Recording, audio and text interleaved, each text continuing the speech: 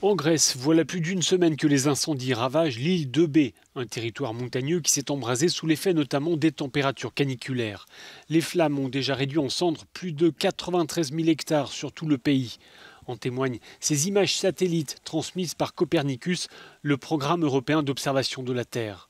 Face aux dégâts causés par ces incendies, le Premier ministre grec a annoncé le déblocage d'une enveloppe de 500 millions d'euros pour des aides d'urgence.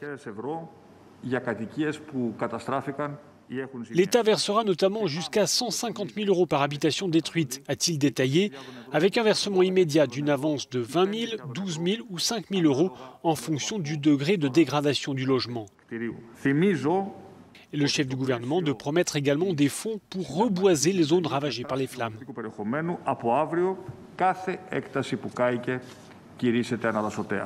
À l'échelle du pays, plus de 1500 pompiers sont mobilisés, épaulés parfois par des hélicoptères ou des bombardiers d'eau.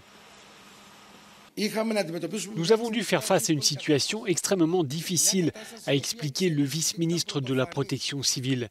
C'est une situation inédite compte tenu du nombre d'incendies. 586 incendies se sont déclarés entre le 1er et le 8 août. Pas sûr que ces explications suffisent à calmer la colère des habitants des régions sinistrées qui dénoncent le manque de réactivité des autorités.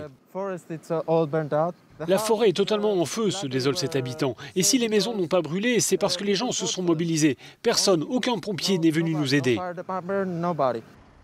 Ces incendies, les pires de l'histoire récente en Grèce, ont fait 3 morts. Des milliers d'habitants ont été déplacés.